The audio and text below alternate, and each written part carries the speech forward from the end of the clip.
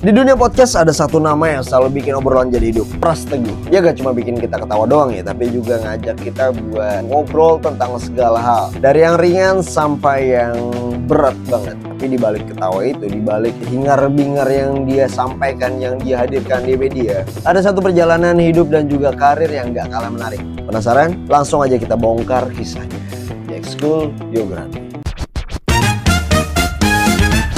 Tapi sebelum itu jangan lupa nih, kalau misalnya kalian suka dengan konten gue, entah itu musiknya, entah itu pembahasannya, langsung aja diklik tombol like-nya, di subscribe juga, terus di share juga kalau misalkan menurut kalian berguna. Dan juga kasih komen juga di bawah bisa kali. Siapa tahu ada hal yang mungkin gue skip atau mungkin kalian lebih tahu dari apa yang informasi yang bakal gue sampaikan, biar channel ini lebih berkembang lah. Oke, langsung masuk ke pembahasan pertama nih. Berdiri teman, berdiri teman, dengan harapan. Berdiri teman, berdiri teman. Singkat. Bajingan mereka bilang harus terus berkarya.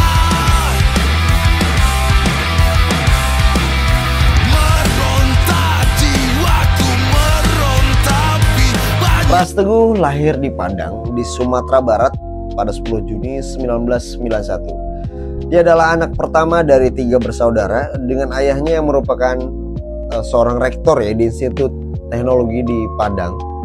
Jadi keluarga Pras ini punya latar belakang pendidikan yang tinggi ya menurut gua, rektor men, gak main-main.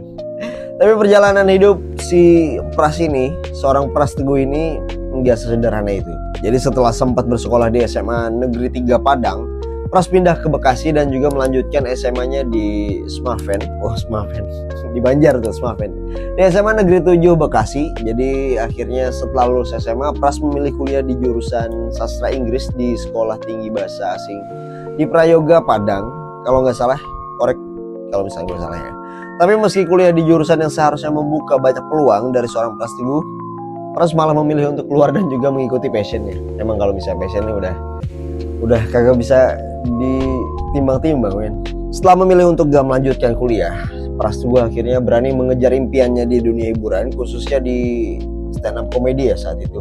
Di tahun 2012 dia tampil pertama kali sebagai pembuka tur Merdeka Dalam Bercanda yang diproduksi oleh Bang Panji Pragiwaksono, Panji Kenadeh gitu lah. Setiap kota yang gue datengin, kenapa masih ada aja orang-orang Ciprik yang manggil gue Kenadeh? Itu kenapa coba?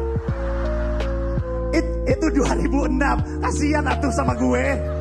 Dan itu nggak cuma awalnya cuy. Di tahun yang sama Pras akhirnya berhasil meraih juara kedua di ajang street comedy. Jadi musim kedua, dan akhirnya semenjak itu nama Pras mulai dikenal publik. Gak cuma tampil di acara stand up comedy, Pras juga diundang untuk menjadi salah satu guest star lah di acara-acara stand up, baik di TV ataupun panggung-panggung berbagai kota lah. Di tahun 2014, Pras akhirnya melangkah lebih jauh dengan mengikuti ajang stand up comedy Indonesia di Kompas TV. Jadi musim keempat di ajang inilah akhirnya Pras boleh menorehkan sejarah sebagai pelawak tunggal asal Sumatera Barat yang pertama yang tampil di kompetisi. Lu pengen kalau mereka ngeband gitu? Iya, 1, 2, 3, 4. Jugi jagi. Perjalanan Pras di Suci 4 ini nggak mudah men. Dia harus 2 kali mengalami close mic. Pertama di babak 9 besar dan akhirnya yang kedua di 4 besar. Tapi yang luar biasanya dari Pras, dia berhasil kembali ke kompetisi lewat babak callback dan jadi satu-satunya kontestan yang berhasil memenangkan babak tersebut. Jadi itulah kenapa akhirnya dia dijuluki sebagai anak callback ya oleh teman-teman di kompetisi. Setelah di Suci, Pras gak cuma jadi stand up comedy doang, dia akhirnya mulai bersama Triathan Muslim dan juga Arif Alpiansyah membentuk trio komika yang operating gitu kalau salah. Jadi grup ini dikenal sebagai kemampuan act out mereka yang total banget, yang penuh ekspresi gitu, meledak-ledak lah gitu loh. Buset deh. Mereka mengadakan tour stand up comedy ke berbagai kota besar di Indonesia, dan grup inilah yang benar-benar menjadi sorotan gaya komedi yang overacting gitu loh.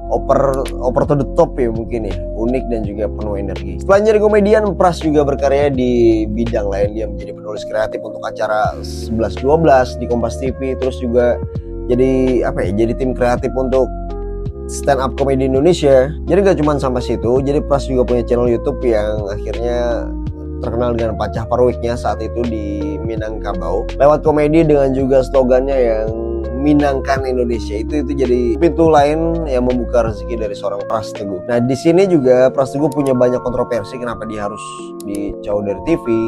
Ya seperti banyaknya komedian lah, jadi perjalanan Pras gak selalu mulus. Dia sempat mendapat kritik, terutama penggunaan kata-kata kasar yang dalam penampilannya yang dianggap kontroversial gitu, mungkin di kampung halamannya. Namun si Pras Teguh ini tetap teguh lah dengan pilihan karirnya, sampai akhirnya dia berpendapat bahwa kritik tersebut datang dari kalangannya konservatif gitu. Jadi dia menyimpulkan dia bisa bersikeras, dia bersiteguh dengan karirnya, dia terus tetap jadi diri sendiri, dan di puncak karirnya di podcast saat itu dia berani tampil beda. Di podcastnya PWK itu salah satu hal yang membuka rezekinya jauh lebih jauh dari sebelumnya. Jadi waktu di PWK dia namanya langsung meledak gitu, jadi namanya langsung booming, yang akhirnya dia mulai dikenal sebagai podcaster yang menginspirasi yang luar biasa di berbagai belahan YouTube di Indonesia, belahan hiburan di Indonesia, walaupun pada akhirnya dia meninggalkan PWK. Nah, terakhir gua nonton itu di Rokaroma, dia udah pindah haluan ke Rokaroma dan juga berbagai podcast lainnya. So, itu adalah biografi singkat dari Pras Teguh. Mungkin banyak hal-hal yang gua skip, komen aja di bawah.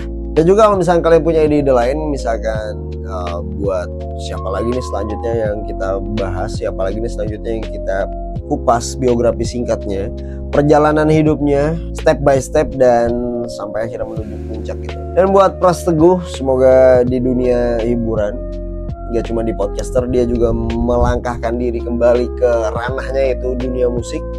Yang awalnya dia juga main di breakdance kalau nggak salah saat SMP, dan ya darah seni udah mengalir di seorang Pras Teguh ya.